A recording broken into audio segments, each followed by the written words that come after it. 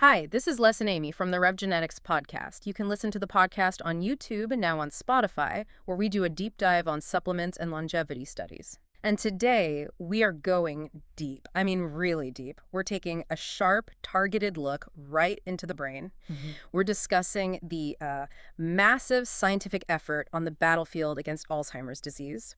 Our main source for this is a really detailed 2025 review article. It basically maps out the latest pharmaceutical strategies for clearing out all that toxic protein buildup. That's right. The stuff that causes memory loss. Exactly. And when you look at the brain of someone with Alzheimer's, you're really tracking two main things.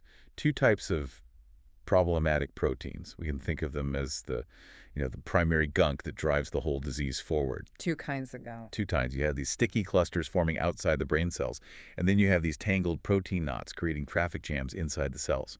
Both are destructive, but you have to deal with them differently. Right.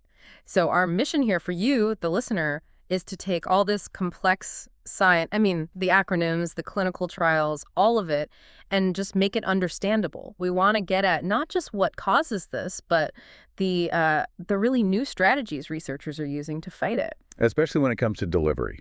Because, the biggest hurdle in treating the brain isn't always creating the right medicine. It's getting it there. It's giving that medicine a way to get past the brain's own internal security system.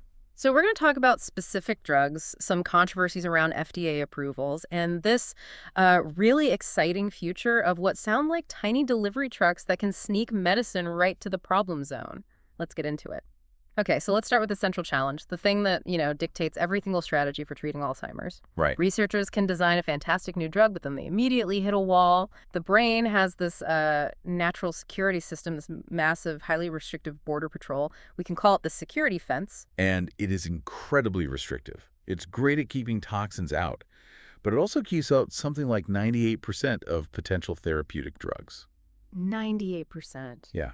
So if your drug can't cross that security fence, it's basically useless, no matter how good it is in a lab. So how are researchers sneaking past it? Are they trying to just, knock the fence down? Well, that's what's so fascinating. Instead of trying to bulldoze the fence, they're using nature's own methods to just slip right through it. How do they do that? They're using tiny, natural packages that our cells already use to talk to each other. They're often called exosomes or nanoparticles. So like miniature delivery trucks. That's a perfect analogy. Miniature, naturally occurring delivery trucks. Like small are we talking? Are they just little envelopes? They're microscopic. These things are only 40 to 100 nanometers wide. Yeah. Impossibly small. And because they're a natural part of the body, the brain's security fence doesn't see them as a threat. So they just let them pass. They let them pass, and then they can release their cargo right near the problem areas, like tiny targeted airdrops. That's amazing. Okay, so if we have these stealth delivery trucks, what are we putting inside them? What are the promising ingredients being loaded up to fight that sticky gunk? Let's focus on one that we've seen a lot about. There are a few promising molecules, for sure, but one combination that really stands out in recent studies involves a natural compound a lot of people already know, Resveratrol. Okay. So resveratrol is being tested with another substance called Exosomes, and that pair is packaged right inside those exosome delivery trucks. So Resveratrol in a stealth bomber. I love it. And the goal of putting this combination in these special delivery trucks, is it just about making it more potent? It's all about effectiveness.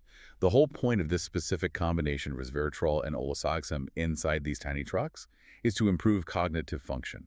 It's designed to specifically target and help clear out that initial sticky gunk. The protein clusters that start the whole mess? The very same ones. So the big takeaway here for you, the listener, isn't just that resveratrol is a helpful ingredient.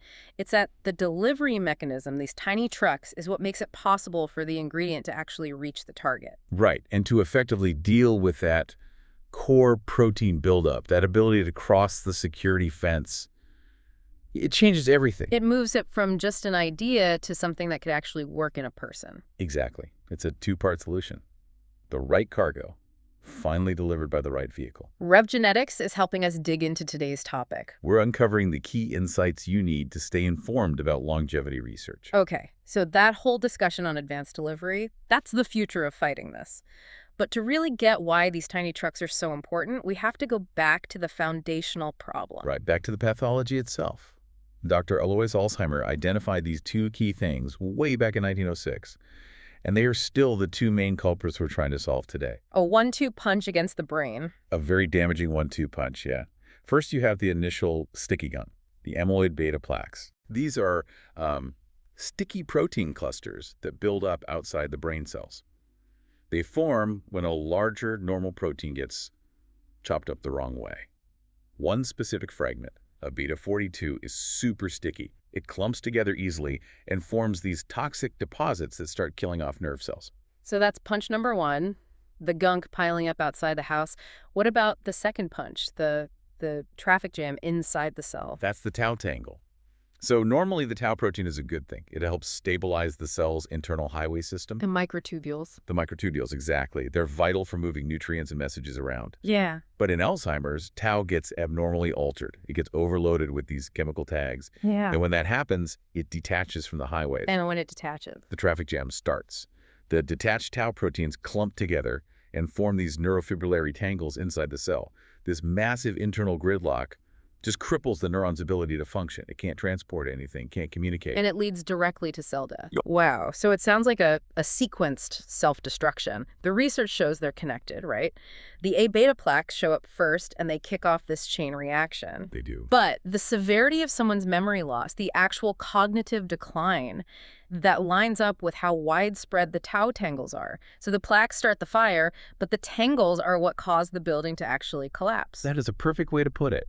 We can clear all the plaques we want, but if those tangles are already everywhere, a lot of the damage is done. So if the plaques start the war, how are we trying to clear that initial gunk? Let's talk about the big guns, the monoclonal antibodies. Monoclonal antibodies, or MABs. Think of them as lab-engineered guided missiles. Guided missiles. Okay. They're these Y-shaped proteins that get injected into your bloodstream. They're programmed to bind specifically to a target, in this case, the sticky A-beta plaque. And that binding action basically flags the plaque for the immune system to come clear it out. And there are a couple big names here, and they work a little differently, right? They do. Aducanumab, which had a lot of debate around its approval, primarily targets the A-beta plaques that have already clumped together. It's really effective at just reducing the overall amyloid burden, cleaning up the mess that's already there. And lecanemab. Lecanemab takes a slightly different angle, maybe more preventative.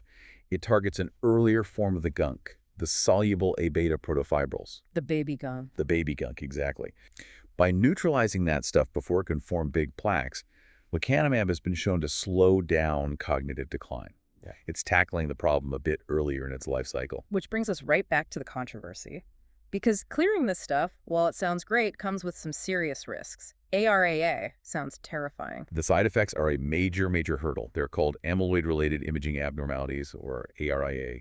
You have two main types, ARIE, which is brain swelling, and ARIAH, which involves tiny hemorrhages, little bleeds in the brain. Brain swelling and bleeding. That sounds incredibly dangerous. It is, which is why monitoring is absolutely mandatory. It's believed to happen when amyloid gets cleared too quickly from the blood vessel walls. Right. It can temporarily disrupt that security fence, the blood-brain barrier, and cause leaks. So patients on these drugs need regular MRI scans to catch these changes early. It just highlights how critical better delivery is. If we can get treatments in more precisely, maybe we can avoid some of this. So beyond the resveratrol example, what are the other big strategies for getting past that blood-brain barrier? The focus is still very much on miniaturization and targeting. Nanoparticles are key. We're talking tiny systems made of polymers or lipids that are engineered to slip past the barrier and find the plaques. And I saw a mention of peptide-conjugated nanoparticles. What does that even mean? Is that like giving the delivery truck a GPS? That's a great analogy. It's almost like putting a highly specific key on the outside of the delivery truck. Researchers attach these special peptides that are programmed to bind only to A-beta plaques or tau tangles. So it improves the targeting. Dramatically. The truck only unlocks when it finds the exact address. This minimizes damage to healthy tissue. It sounds like we're on the verge of solving this delivery problem, but the source materials mentioned there are still some challenges, even with these futuristic tiny trucks. Oh, absolutely. Yeah. We're still fighting biology. The blood-brain barrier is still a massive obstacle.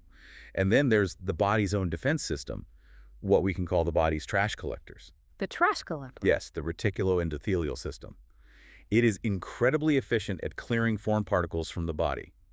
So efficient, in fact, that it can clear our nanoparticles too quickly. So the tiny trucks get thrown out before they even reach the brain? Exactly. It's called rapid systemic clearance. It severely reduces how much of the drug actually makes it to where it needs to go. So when you synthesize all of this, the complexity of Alzheimer's becomes so clear. You've got two different pathologies, the plaques and the tangles, working together to kill neurons. Which really suggests that a single magic bullet probably isn't going to work. It's highly unlikely. Future successful treatments will probably be a cocktail, a combination of therapies. Right, so you need multiple interventions. Maybe one treatment to stop the gunk from forming, another to clear what's already there, and a third to stop that internal traffic jam. Exactly. A multi-pronged attack, all leveraging these new advanced delivery systems. We hope you enjoyed today's episode on the latest published science exploring how resveratrol research supports brain health for a better quality of life. And here's a final thought. We learned the beta plaques appear first, but the severity of the memory loss correlates most closely with the tau tangles. So maybe the key isn't just clearing the initial gunk. Maybe the real key is stopping that secondary traffic jam inside the neurons before it completely destroys the cell's highway system. That's the problem we need to solve next. Thank you for listening to the RevGenetics Podcast. RevGenetics.com for the best longevity supplements on Earth.